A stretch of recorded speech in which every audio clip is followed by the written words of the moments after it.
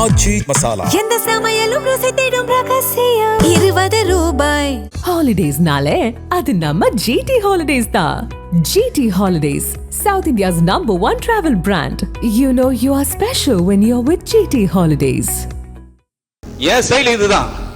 அவருக்கோசம் நான் மாத்திக்க முடியாது, எல்லாருக்கும் நான் மாத்திக்க முடியாது.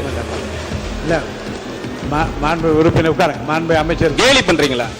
மாண்புமிகு பட்ஜெட் உரையில் பேசுகிறேன். மாண்புமிகு நிதி அமைச்சர் அவர்கள் தென்கோடி முனையில் பழந்தமிழர் பூமியான எங்கள் குமரி மாவட்டத்தின் மாப்பிள்ளை என்கிற முறையில் அவருக்கு எனது மதிப்பை பதிவு செய்கின்றேன். ஆனால் அவர் தன்னுடைய உரை வீச்சை பட்ஜெட்டை வாசிக்கிற போது நான் ஒரு சொற்பொழிவாளன் என்கிற முறையிலும் தமிழ் ஆர்வலன் என்கிற முறையிலும் உன்னிப்பாக கவனித்தேன். அவர் ஆங்கிலத்தில் பெரும்புலமை பெற்றவராக இருப்பார் என்று நினைக்கிறேன். ஆங்கில உச்சரிப்பு மிக நேர்த்தியாக இருந்தது. தமிழில் பல சொற்றொடர்களை அவர்கள் பேசாமல் விட்டுவிட்டார்கள். சில சொற்றொடர்கள் இலக்கண பிழையாக அமைந்தது. இதை குறையாகவோ குற்றச்சாட்டாகவோ இந்த அவையில் நான் வைக்க விரும்பவில்லை. நமது பள்ளிக்கல்வித்துறை அமைச்சர் அவர்கள் தனது கட்சிக்காக வெகு சிறப்பாக வாதாடி பலம் சேர்க்கிறார் என்பதை நாங்கள் காண்கிறோம். நீங்கள் நமது நிதியமைச்சர் அவர்கள் வருங்காலத்தில் அந்த பிழையின்றி பட்ஜெட் வாசிக்கக்கூடிய வாய்ப்பு அவருக்கு இருக்குமேயானால் நீங்கள் அதற்கான முயற்சிகளை செய்ய வேண்டும் என்று பணிவோடு நான் கேட்டுக்கொள்கின்றேன். இந்த நிதிநிலை அறிக்கையின் 43வது பக்கத்தில் இந்திய மருத்துவத்துறையில் தமிழ்நாடு கண்டிருக்கின்ற சாதனை பட்டியலிடப்பட்டிருக்கிறது. அதிலே 1000 பிறப்பு நேர்ந்தால் 11 இறப்பு தான் இருக்கிறது என்று சுட்டிக்காட்டப்பட்டுள்ளது. தமிழ்நாட்டில் ஆச்சரியப்படத்தக்க முன்னேற்றம் என்னவென்றால் 53 விழுக்காடு மகப்பேறு அரசு மருத்துவமனைகளில் மேற்கொள்ளப்படுகிறது என்று அந்த பட்ஜெட் அறிக்கையிலே சுட்டிக்காட்டப்பட்டுள்ளது. இது உணர்த்துகிற செய்தி அதனில் அன்றைக்கு கொரோனா தொற்றால் நாடே பரிதவித்துக் கொண்டிருந்த போது இந்த அவையில் இருக்கின்ற நம்மில் பலர் எங்கே இருக்கிறோம் என்று தெரியாத நிலை இருந்த போது 28 மாநிலங்களை கொண்ட இந்திய ஒன்றியத்தில் ஒரு மாநில முதலமைச்சர் தான் கோவிட் பாதித்த நோயாளிகளை நேரடியாக சென்று தமது உயிருக்கு அஞ்சாமல் பார்த்து பயப்படாதீர்கள் என்று சொன்னார். அந்த முதலமைச்சர் தலைவர் மு.க. ஸ்டாலின் அவர்களின் திராவிட மாடல் நல்லரசு உருவாக்கிய திட்டங்களின் விளைவாகத்தான் இந்திய தேசிய சராசரியில் முன்னிலை வகிக்கின்ற மாநிலமாக இந்தியாவில் தமிழ்நாடு திகழ்கிறது என்பது உங்கள் பட்ஜெட்டிலே வெளிப்படுத்தப்பட்டிருக்கிறது. ஒன்று அது. இரண்டாவது, அதனுடைய 54வது பட்ஜெட் பக்கத்தை பாருங்கள். பால் உற்பத்தியில் பால் கொள்முதலில் இந்தியாவில் தலை சிறந்த முன்னணி மாநிலம் எது என்றால் அது தமிழ்நாடு என்று நீங்கள் சொல்லி இருக்கிறீர்கள். நிச்சயமாக 90 நாளை கடந்திருக்கின்ற நீங்கள் அந்த சாதனையை எட்டியிருக்க முடியாது. அதை உங்கள் ஆட்சி காலம் முடிகின்ற போது நாம் அலசுவோம். ஆனால் அந்த சாதனையை இந்த மண்ணில் நடத்தி காட்டிய பெருமையும் தலைவர் மு.க. ஸ்டாலின் தலைமையிலான திராவிட மாடல் அரசுக்கு உண்டு. அந்த பட்ஜெட் உரையின் 98வது பக்கத்துக்கு வாருங்கள். அதில் என்ன வாசகம் இருக்கிறது என்றால், மாநில சுய உதவி குழுக்கள் பன்னெடுங்காலமாக வளர்க்கப்பட்டு இன்று மிகப்பெரிய உச்சத்தை தொட்டிருக்கிறது என்று உங்கள் பட்ஜெட் பக்கம் 98 இருக்கிறது. அது சொல்லுகிற செய்தி யாதெனில், பன்னெடுங்காலமாக உருவாகி இன்றைக்கு வளர்ந்து செழித்திருக்கின்ற இந்த மகளிர் சுய உதவிக்குழு என்கிற இந்த கான்செப்டை, இந்த கருவை உருவாக்கி முதல் மகளிர் சுய உதவிக்குழுவை தர்மபுரியிலே நிர்மாணித்தவர் புத்தலக சிற்பி டாக்டர் கலைஞர் என்பதனை இங்கே பதிவு செய்கின்றேன்.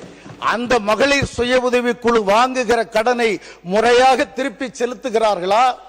திருப்பி செலுத்துகிற அவர்களின் அந்த திறன் எந்த அளவிற்கு இருக்கிறது என்பதற்கு முறையான பயிற்சி அளித்து தன்னுடைய கட்சியின் இளைஞரணிக்கு கொடுத்த முக்கியத்துவத்தை விட அந்த மகளிர் சுய உதவி குழுக்களுக்கு பெரும் முக்கியத்துவம் கொடுத்து மாண்புள்ள சுய உதவி குழுக்களாக வளர்த்த பெருமை ஊரக வளர்ச்சித்துறை அமைச்சராகவும் துணை முதலமைச்சராகவும் உயர்ந்த தலைவர் மு.க. ஸ்டாலின் அவர்களுக்கே இருக்கின்ற தனிப்பெருமை என்பதைத்தான் உங்கள் பட்ஜெட்டிலே அந்த வாசகம் குறிப்பிடுகிறது. அன்புக்குரிய சகோதரர்களே, நமது மின்சார வாரியத்துறை அமைச்சர் இங்கே அமர்ந்திருக்கின்றார்கள். என்னை போலவே நமது மின்துறை அமைச்சர் சட்டத்துறையும் கையிலே வைத்திருக்கின்றவர் ஒரு வேளாண் குடியிலே பிறந்தவர் தான். 2,23,97,712 மின் இணைப்புகள் நமது நாட்டில் இலவசமாக மும்முனை மின்சாரம் வழங்குவதற்காக இருக்கிறது என்று பட்ஜெட்டிலே இடம்பெற்றிருக்கிறது. அந்த 23,97,712 மின் இணைப்புகள் சரி. நீங்கள் எத்தனை கடந்த 5 ஆண்டுகளில் திராவிட முன்னேற்ற கழக ஆட்சியில் 2 லட்சம் மின் இணைப்புகள் வழங்கப்பட்டிருக்கின்றன. அதையும் சேர்த்து அந்த கணக்கு சரி என்று நான் வருகிறேன். உங்கள் ஆட்சியில் இந்த ஓராண்டுக்கு எத்தனை மின் இணைப்புகள் வழங்கப் போகிறீர்கள் என்கிற செய்தி பொது பட்ஜெட்டிலும் இல்லை, வேளாண்மை பட்ஜெட்டிலும் குறிப்பிடவில்லை. ஒருவேளை உங்கள் மின்சார பட்ஜெட்டிலே குறிப்பிடக்கூடும் என்று நான் எதிர்பார்த்து காத்திருக்கிறேன். அதிலே ஒரு உட்பிரிவாக உங்களுக்கு சொல்ல விரும்புகிறேன். ஜனவரி மாதத்தில் திராவிட முன்னேற்ற கழக அரசு கொஞ்ச பேருக்காவது அந்த இணைப்பை வழங்கி விடுவோம் என்கிற ஆசையில் தட்கல் முறையில் விண்ணப்பிப்பவர்களுக்கு வழங்கலாம் என்று முடிவெடுத்து ஒரு அறிவிப்பை செய்தது. பிப்ரவரி மாதமே நம்முடைய தேர்தல் பணிகள் தொடங்கிவிட்ட காரணத்தினால் மீண்டும் திராவிட முன்னேற்ற கழக ஆட்சி மலர்ந்து ஜூன் மாதத்தில் அது வழங்கக்கூடிய வாய்ப்பு இல்லாமல் போய் தமிழக வெற்றி கழகத்தின் ஆட்சி நடந்து கொண்டிருக்கிறது. ஒரு ஏழ்மையான சிறு விவசாய குடும்பத்தில் பிறந்தவன் என்கிற முறையில் தமிழ்நாடு அரசுக்கு, மாண்புமிகு முதலமைச்சர் அவர்களுக்கு, மாண்புமிகு மின்துறை அமைச்சருக்கு பணிவோடு தெரிவிக்க விரும்புகிறேன். 67,000 பேர் காதில் கழுத்தில் கிடக்கின்ற சின்னஞ்சிறு தங்க நகைகளை அடகு வைத்து அந்த தட்கல் விண்ணப்பத்திற்கு காத்திருக்கிறார்கள். விவசாயிகளுக்குத்தான் தெரியும் தட்கல் அந்த மின் மோட்டாருடைய பெருமை, விவசாயிகளுக்குத்தான் தெரியும். அந்த 67,000 பேருக்கு வழங்குவதற்கான முயற்சியை எடுக்க வேண்டும் என்று ஏராளமான விவசாயிகள் எனக்கு தொடர்பு கொண்டு சொல்லி இருக்கிறார்கள். நமது வேளாண்மை துறை அமைச்சர் திருநெல்வேலிக்கு வந்து வேளாண் அந்த ஆலோசனை கூட்டத்திற்கு வந்த போதும் விவசாயிகள் அதை வலியுறுத்தினார்கள். நானும் அதை வலியுறுத்தி அமைச்சருக்கு முன்னாலே பேசினேன் என்பதை நினைவு ஊட்டுகிறேன். அதற்கான வாய்ப்பினை நீங்கள் உருவாக்கி தர வேண்டும் என்று இந்த நேரத்திலே கேட்டுக்கொள்கிறேன். போக்குவரத்து வசதி என்பது அந்த இன்ஃப்ராஸ்ட்ரக்சர் மிகவும் அவசியமான ஒன்று. 11,000 பேருந்துகளை திராவிட மாடல் ஆட்சியில் 11,000 பேருந்துகளுக்கு இலக்கு நிர்ணயித்து டெண்டர் விட்டு 9,000 பேருந்துகளை 5 ஆண்டுகளில் இயக்கி முடித்து விட்டார்கள். 2,000 பேருந்துகள் கட்டுமான பணி நடைபெற்றுக் கொண்டிருக்கிறது. அது நமது தமிழ்நாடு முதலமைச்சர் அவர்கள் சில மாதங்களிலே அதை இயக்கக்கூடும். அந்த பேருந்துகள் அவ்வாறு இருந்தால் உங்கள் ஆட்சியில் ஓராண்டு காலத்திற்கு எத்தனை பேருந்துகளை உங்கள் நிதியில் இந்த ஆண்டுக்கான நிதியில் இயக்கப் போகிறீர்கள் என்கிற தகவல் அதில் இல்லை. ஒரு தகவல் இருக்கிறது, 1000 மின் பேருந்துகளை தனியார் ஒத்துழைப்போடு சென்னை பட்டணத்தில் இயக்குவோம் என்று குறிப்பிட்டிருக்கிறீர்கள். அதை வரவேற்கிறேன். ஆனால் 8 மண்டலங்களாக இருக்கின்ற போக்குவரத்து கழகத்திற்கு இந்த ஆண்டில் தாவேக அரசின் பங்களிப்பு என்ன என்கிற செய்தி அதில் இடம்பெறவில்லை என்பதை சுட்டிக்காட்ட விரும்புகிறேன். நிறைவாக நமது நீர்வளத்துறை அமைச்சர் அவர்களிடம் ஒரு சிறப்பு என்னவென்றால், நாங்கள் தெற்கு திருநெல்வேலி பகுதி, தென்காசி பகுதியில் இருந்து உங்களை பார்க்கிறோம்.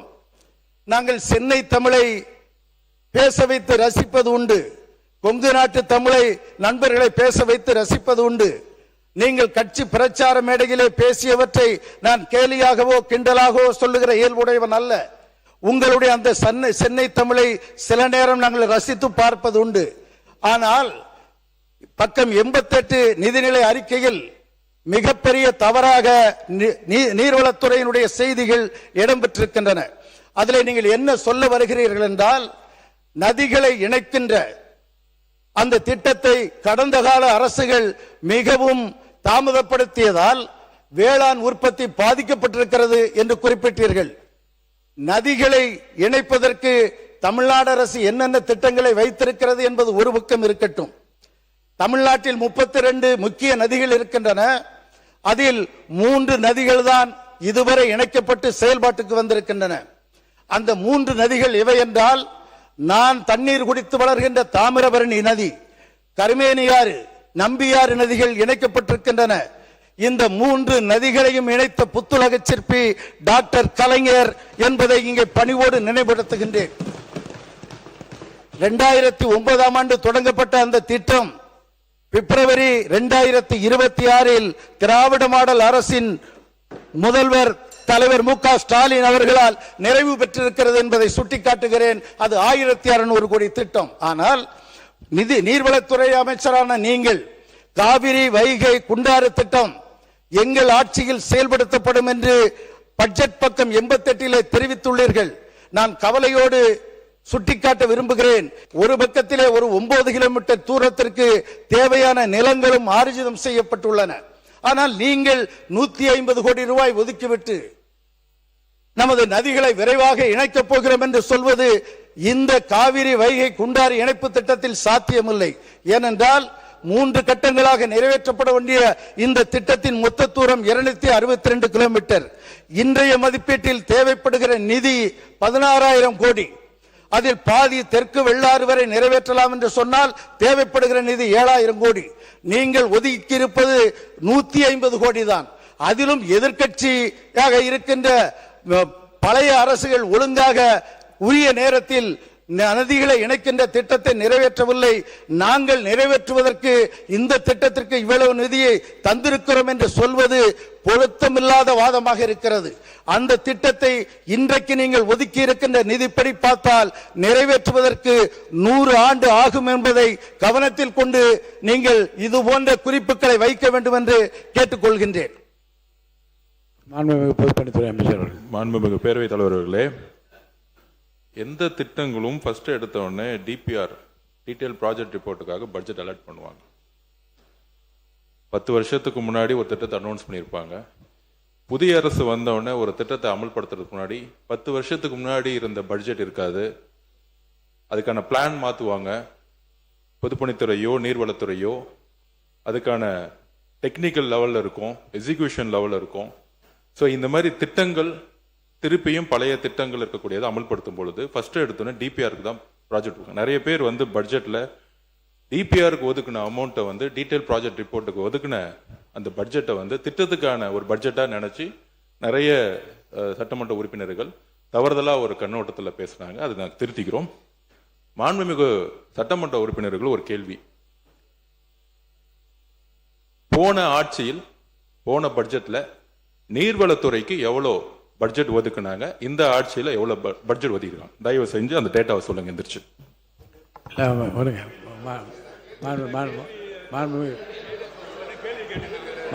உரிய நேரத்தில் உங்களுக்கு பதில் சொல்லுவோம்.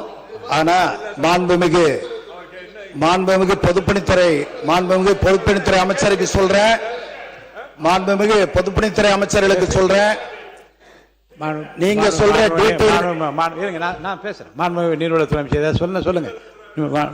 நீர்வளத்துறை அமைச்சர் சொல்லுங்க. இல்ல மாண்புமிகு பேரவைத் தலைவர் அவர்களே, உறுப்பினர் வந்து டேட்டாவோட எல்லாமே வந்து அவர் சொல்றாரு. பட்ஜெட்டு உரையில் வந்து இது மாதிரி நாங்கள் 150 கோடி இதெல்லாம் சொல்றாரு. டிபிஆர்ன்றதை முதல்ல நாங்கள் அதை தயாரிச்சுட்டு அவர் இதெல்லாம் நடக்கிறதுக்கு 100 வருஷம் ஆகுன்றாரு. இந்த அரசால எல்லாத்தையும் எங்களால் செய்ய முடியும் என்பதை நாங்கள் கூடிய விரைவில் நிரூபிப்போம் என்பதை தெரிவிச்சு. மாண்புமிகு அமைச்சர் அவர்களுக்கு உங்க பட்ஜெட் புத்தகத்தில் இருக்கிற வாசகங்கள் நீர்வளத்துறையினுடைய திட்டமிடத்துறையில் நடந்து கொண்டிருக்கின்ற அந்த வேலைகளின் அடிப்படையில் தான் நான் பேசுகிறேன். 10-15 ஆண்டுகளாக நீர்வளத்துறையினுடைய திட்டமிடுதல் துறைக்கு நான் எங்கள் பகுதியினுடைய நீர்த்திட்டங்களுக்காக ரெகுலராக செல்கிறவன். அதில் உள்ள செய்திகளைத்தான் உங்கள் பட்ஜெட்டில் இருப்பதையும் இணைத்து சொல்லுகிறேன். மாண்புமிகு பொதுப்பணித்துறை அமைச்சர் அவர்கள் சொல்வதை நான் புரிந்து கொள்கிறேன். ஆனால் 2014 6000 கோடி மதிப்பீட்டில் இந்த திட்டம் நிறைவேற்றப்படுகிறது என்று அரசு அறிவித்துள்ளது. ஏறக்குறைய 800 கோடிக்கு மேல் அதற்கு திட்டத்திற்கு வழங்கப்பட்டு 550 கோடி ரூபாய் நிலையெடுப்பும் மேற்கொள்ளப்பட்டிருக்கிறது. நீங்கள் அந்த பட்ஜெட்டின் 88வது பக்கத்தில் புதிதாக இந்த திட்டத்தை செயல்படுத்த போகிறோம் என்று சொல்வதைத்தான் நான் கோடிட்டு காட்டுகிறேன் அன்றி வேறு ஒன்றுமில்லை. ஆகவே வாசகங்களை பயன்படுத்துகின்ற போது ஒரு நதிகளை இணைப்பது நாளையே சாத்தியமில்லை. 40 ஆண்டுகளுக்கு முன்பு ஐயா குமரியானந்தன் அவர்கள் கங்கை இங்கே வர வேண்டும், குமரி கடலை தொட வேண்டும் என்றார். வாய்ப்பு இல்லை. முதலமைச்சர் அவர்கள் கோதாவரி, காவிரி, வைகை இணைப்பு வேண்டும் என்கிறார்கள். திராவிட மண்டலத்திற்குட்பட்ட நதிகள் இணைக்கப்பட வேண்டும் என்பது சரிதான், அதை நாங்கள் ஒப்புக்கொள்கிறோம். ஆனால் நமது சொந்த நாட்டில் இருக்கின்ற நதிகள், நமது கன்னியாகுமரியை சேர்ந்த சகோதரி சொன்னது மாதிரி நமது சொந்த நாட்டில் உள்ள நதிகள் இணைப்பிற்கான அந்த முயற்சிகளில் முதல் முயற்சியை கலைஞர் அரசு செய்தது, தலைவர் ஸ்டாலின் அரசு அதை நிறைவேற்றியது, அவ்வளவுதான் என்பதை நான் பதிவு செய்கின்றேன். ஐயா, நல்லா நீங்கள் பாட்டு பாடினீர்கள். ஒரே ஒரு 2 நிமிடத்தில் முடித்துக் கொள்கிறேன். எங்கள் தென்காசி மாவட்டத்தின் ஒரு செய்தி மட்டும். மாண்புமிகு நிதியமைச்சர் அவர்கள் தூய தமிழில் பேச வேண்டும் என்று சொல்லி நீங்கள் தூய தமிழ் பேசினீர்கள். ஆனால் நான் தொடர்ந்து பார்த்து கொண்டிருந்தேன். குறைந்தபட்சம் 9 முறையாவது பட்ஜெட் என்று சொன்னீர்கள். அதை நிதிநிலை அறிக்கை என்று சொல்லி நன்றாக இருந்திருக்கும். ஐயா நன்றி. நீங்க நேர கட்டுப்பாடு விதிக்கிற காரணத்தினால் விரைவா முடிக்கணுங்கிறதுக்காண்டி ஊடால அதை நான் சேர்த்துக்கிட்டு வேகமா போறேன். என் ஒரிஜினல் நடையில்னா இவ்வளவு வேகமா நான் போக மாட்டேன். நன்றி தங்கள் சுட்டிக்காட்டியதற்கு. அடுத்து கடையநல்லூர் தொகுதியை பொறுத்த மட்டும் மேற்கு தொடர்ச்சி மலை அடிவாரத்தில் இருக்கிற தொகுதி. அந்த குடிதண்ணீர் திட்டம் கடையநல்லூர் சாம்பவரோட ஆய்வுடிக்கு மாண்புமிகு பேரவைத் தலைவர் அவர்களே, தமிழ் வளர்ச்சித்துறை தலைமைத்துறை அமைச்சர் என்ற முறையில் சில விஷயங்களை சொல்லணும். திடீரென நீங்கள் குறுக்கீடு செய்தவுடன் அவர் அறியாமல் ஊடால என்று சொன்னார். அதே போல ஒவ்வொருத்தருக்கும் இயல்பான தமிழ்ல பேசலாம். ஒவ்வொரு வட்டார தமிழ் இருக்கிறது. நெல்லை தமிழ் கொஞ்சம், மதுரை தமிழ் வாழ்வீசும், குமரி தமிழில் அலையாடும், சென்னை தமிழில் உழைக்கும் மக்களின் வேர்வை வாசம் வீசும். அன்பிற்கினிய சகோதரர் வாஞ்சையோடு எனது தமிழை பாராட்டி நிதியமைச்சர் என்னோடு தமிழ் வகுப்பு எடுத்துக்கொள்ள வேண்டும் என்று சொன்னார். அப்படி பார்த்தால் மதிப்பிற்குரிய எதிர்க்கட்சி தலைவர் என்ன சங்க தமிழிலால் பேசுகிறார்? அவரே இயல்பான தமிழில் தான் பேசுகிறார். அப்படி வகுப்புகள் நடத்த வேண்டும் என்றால் நேர்மையான ஒரு நிதி நல்கைக்காக, நேர்மையான ஒரு நிதி பட்ஜெட்டை கூட்டத்திற்காக நிதியமைச்சர் ஒரு வகுப்பு நடத்த வேண்டும். அதில் அனைத்து கட்சி உறுப்பினர்கள் கலந்து கொள்ள வேண்டும் என்று உங்கள் மூலமாக கேட்டுக்கொள்கிறேன்.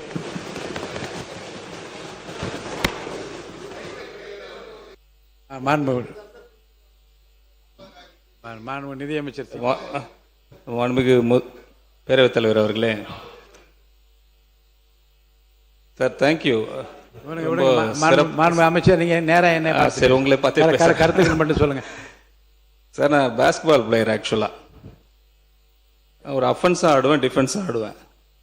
எப்போ டிஃபென்ஸ் ஆடணும், எப்போ அஃபென்ஸ் ஆடணும் எனக்கு ரொம்ப நாளா நீங்க கத்துனீங்கன்னா நானும் கத்த முடியும். அப்படி வேணாம், குறுக்க பேச வேண்டாம். நான் உங்களை பார்த்தா பேசிட்டு இருக்கேன். பேரவைத் தலைவர்களே, ஒரு 30 to 25 years எஜுகேஷன் ஃபீல்டில் இருந்திருக்கேன். என்னோட கம்யூனிகேஷன் எல்லாம் இங்கிலீஷில் தான் இருந்திருக்கு. இப்போ இந்த மாமன்றத்தில் அவர் சொன்ன மாதிரி கொஞ்ச நாளாகவே உருவ கேலி பண்றது, பொதுவாக சொல்றேன், ஜாதி ரிலேட்டடா பண்றது, பெண்கள் ரிலேட்டடா பண்றது, இப்போ மொழி ரிலேட்டடா வந்துட்டாங்க. செயல் மட்டும் சொல்லிட்டு இருக்காரு. எங்க தலைவர் இருக்காங்க. எனக்கு ஒரு மொழி என்னோட கிறிஸ்டியானிட்டி கற்றுக் கொடுத்துருக்கு. அன்பு மொழி, அமைதி மொழி, இரக்கத்தின் மொழி. இது பாதி பேருக்கு எவ்வளவு தமிழ் படிச்சாலும் தெரியாது. நான் பைபிள படிச்சிருக்கேன், பார்ன் கிறிஸ்டியன். உங்களுக்கு அந்த மொழி தான் வேணும்னா நீங்க லோக்சபால உங்களோட மதுரை எம்பியா இருந்தாரு, மினிஸ்டரா இருந்திருக்கிறவர், இது வரைக்கும் 5 வருஷமா மினிஸ்டரா இருந்து 5 வருஷமா அங்க டேர்ம்ல இருந்திருக்காங்க. ஒரு நாளும் அந்த பார்லிமெண்ட்ல பேசுனதே கிடையாது. ஒரு தடவை கூட பேசுனது கிடையாது. அவரோட தலைவராக மகனா இருந்தார், ஒரு தடவை கூட பேசுனது கிடையாது. நாங்க ட்ரை பண்றோம், நாங்க முயற்சி பண்றோம். நீங்க சம்பந்தமே இல்லாம இந்த உறவு கேலி பண்றது, நான் சொல்றது இப்ப என்னால நோட் பண்ணீங்க. கடந்த 60, 75 நாட்கள்லாம் மாண்புமிகு முதலமைச்சர் அவர்கள் துறை ரீதியாக நிறைய மீட்டிங் வச்சிருக்காங்க. அது ரிலேட்டடா சில ரிஃபார்மேஷன் பண்ணியிருக்கிறோம், நிறைய ரிஃபார்மேஷன் பண்ணியிருக்கிறோம். இப்போ கிட்டத்தட்ட பாத்தீங்கன்னா ஒரு 70 நாட்கள் முன்னாடி இருந்ததும் இப்ப இருக்கிற நிலைமை என்ட்ரி டிஃபரெண்ட். கிட்டத்தட்ட 15,000 கோடி ரூபாய் ட்ரெஷரிக்கு வந்திருக்கு. 15,000 crores 65 டேஸ்ல மட்டும். இது ஈஸி கிடையாது, இது வெரி ஈஸி கிடையாது. இது because of the entire effort of the ministry. அதை விட்டுட்டு அதெல்லாம் பார்க்காம நான் உங்களுக்கு அட்வைஸ் கொடுக்குறேன், நீங்க தமிழ்ல இப்படி பேசி, எனக்கு யூனிக் இப்படிதான் பேச முடியும், அக்செப்ட் பண்ணுங்க. நான் உங்களுக்கோசம் சேஞ்ச் பண்ணிக்க முடியாது, இல்ல நான் இப்படிதான் பேசுவேன். இல்ல, மக்கள் புரிந்து கொள்ளுகிற வகையில் நீங்கள் நன்றாக தான் பேசினீர்கள். அதோட பிரச்சனை முடித்து நீங்க அதான் சொல்றேன், மாண்புமிகு பேரவைத் தலைவர் அவர்களே, ரொம்ப லைட்டர் வெயின்ல எடுத்துக்கோங்க. இல்ல பெரிய பிரச்சனை கைடன்ஸ் பண்ற மாதிரி பண்ணக்கூடாது. ஏன் செயல் இதுதான், அவருக்கோசம் நான் மாத்திக்க முடியாது, எல்லாருக்கோசம் நான் மாத்திக்க முடியாது. இல்ல மாண்பு உறுப்பினர் உட்காருங்க. மாண்பு அமைச்சர் கேலி பண்றீங்களா? மாண்பு நிதியமைச்சர் கொஞ்சம் கோவப்படாதீங்க. மாண்பு நிதியமைச்சர், நான் சொல்றேன், மாண்பு நிதியமைச்சர், இல்ல மாண்பு நிதியமைச்சர், நீங்க வந்து இல்ல இத மாண்பு அமைச்சர் உட்காருங்க. மாண்பு உறுப்பினர் உட்காருங்க. இல்ல இருங்க. இல்ல மாண்பு நிதியமைச்சர் பெருசா எடுத்துக்கொள்ள வேண்டியதில்லை. ஒரு லைட்டர் வெயில எடுத்துக்கோங்க. ஒரு சாதாரணமான ஒரு இதா எடுத்துக்கிட்டு கொஞ்சம் இயல்பா கொண்டு போயிடலாம், ஒன்றும் பிரச்சனை இல்லை. அதை நீங்க மாண்பு பொதுப்பணித்திறன் போதும். நான் என்ன சொல்ல, உங்க விளக்கத்தையும் உங்களுடைய உள்ளம் சொன்னதையும் நீங்க உதட்டிலே சொல்லிவிட்டு அது போதும், அது போதுமானது. மாண்புமிகு பேரவைத் தலைவர்களே, அண்ணாவுடைய மொழி இருமொழி கொள்கை. இங்கு யாரையும் வந்து தனிப்பட்ட முறையில் விமர்சனம் பண்ண வேண்டிய அவசியம் கிடையாது. அவருடைய பட்ஜெட் உரையை தெளிவாக அக்கவுண்ட் சம்பந்தப்பட்ட ஒவ்வொரு விஷயத்தையும் அவர் தெளிவாக பேசியிருக்கிறாரு. இந்த விஷயம் திமுக ஆட்சியில் திரு PT.R. பழனிவேல்ராஜன் அவர்கள் பட்ஜெட்டை தாக்கல் பண்ணும்போதும் நடந்ததுதான். அவர் அமெரிக்காவிலிருந்து வந்தவர், அக்கவுண்ட்ஸ் படிச்சு வந்தவர். அவர் தாக்கல் பண்ணும்போதும் வந்தது. இதை வந்து யாரும் அப்பொழுது கேலியோ கிண்டலோ செய்யல. அன்னைக்கு இருந்த எதிர்கட்சியா இருந்த அதிமுகவுக்குமே வந்து எதுவுமே செய்யல. அது ஒவ்வொருத்தருடைய ஒரு மொழி. அது இப்ப அண்ணனை பத்தி சொன்னாங்க, அவரு சென்னைக்காரர் இல்ல, புதுச்சேரிக்காரரு. புதுச்சேரி கடலூர் மொழியை பேசக்கூடியவர், தமிழ் பேசுவார். தமிழை தவிர அவருக்கு எதுவும் தெரியாது, அதுதான் முக்கியம். அதனால சில வார்த்தைகள் நாங்கள் எப்பயுமே மரபுப்படி, நீங்க there is action, அதாவது where is action there is action சொல்லுவாங்க. நீங்க சொல்லக்கூடிய வார்த்தைகள் பதில் கொடுக்கிற இடத்துக்கு நாங்க வராமல் உங்களுடைய கருத்துக்களையும் திட்டங்களையும் பாலிசியும் பேசினா பெட்டரா இருக்கும் நாங்க நினைக்கிறோம். ஒரு முக்கியமான செய்தி சொல்லிடுறேன், இருங்க. பொது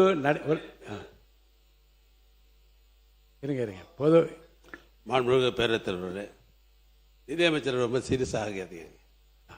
இவர் வழக்கத்தில் நீங்கள் பேசுகிற வழக்கில் நீங்கள் பேசுகிறீங்க, அது ஒன்றும் தவறு இல்லை. அவர் புதிய சட்டமன்ற உறுப்பினர். இப்போ நாங்கள் யாராவது சொல்லியிருந்தோம், நீங்கள் யாரும் வருத்தப்படலாம். ஒரு புதியதாக இப்போ தான் அந்த கன்னி பேச்சு பேசுகிறார். ஒரு புதிய சட்டமன்ற உறுப்பினர் வந்திருக்கிறார். அவர் திருநெல்வேலி பகுதியை சார்ந்தவர். அவர் திருநெல்வேலி மொழிக்கும் வடசென்னை மொழிக்கும் தென் சென்னை மொழிக்குமே வித்தியாசம் இருக்குது. தென்னார்காடு மாவட்டத்திலலாம் பார்த்தீங்கன்னா 82, 83 தான் சொல்லுவாங்க, 82, 83 சொல்ல மாட்டாங்க. பழக்கம் வீடுன்னு சொல்லுவோம் பல பேர். தென்னார்காடு மாவட்டத்தில் ஊடுன்னு சொல்லுவாங்க, வீட்டுக்கு போறேன்னுவாங்க, வீட்டுக்கு போறேன்னு சொல்றாங்க. இது அந்தந்த மாவட்டத்தில் இருக்கிற பழக்க வழக்கங்கள். அவர் ஆங்கில பள்ளிக்கூடத்தில் படித்தவர். ஏன்னா அவர் மாப்பிள்ளையா இருக்கும்போது எனக்கு அவருக்கு தெரியும். ஏன்னா என்னுடைய அண்ணனுடைய மாப்பிள்ளானால அவர் கல்யாணம் பண்ற காலத்துலேயே தெரியும். அப்படிதான் பேசுவார் அவர், எனக்கே தெரியும். அதுவும் தமிழ்நாட்டை பொறுத்தவரைக்கும் இருமொழி கொள்கை உள்ள மாநிலம் இந்த மாநிலம். ஆங்கிலமும் தமிழும் இரண்டும் உள்ள மாநிலம். அவர் கன்னி பேச்சில் வந்து ஒரு நகைச்சுவையாக சொல்லுன்ற அடிப்படையில் அவர் சொல்லப்பட்டதை ஒழிய, அதான் நீங்க சீரியஸ் ஆகணும்னா எப்பவுமே நீங்க பேசுற மாதிரி. நக்கீரன் டிவிக்கு சப்ஸ்கிரைப் செய்யுங்கள். உங்கள் ஆதரவே எங்கள் பலம். ஆசிரியர்களுக்கு நண்பனாகவும் மாணவர்களுக்கு ஆசானாகவும் திகழும் தேர்வு வழிகாட்டி. ஒவ்வொரு பாடத்திற்கும் அனுபவமிக்க ஆசிரியர்களின் துல்லியமான தெளிவான விடைகள். CNC இருக்கு, தேர்வு பயம் எதற்கு? இது தீரன் பப்ளிஷிங் ஹவுஸ் விற்பனை வெளியீடு.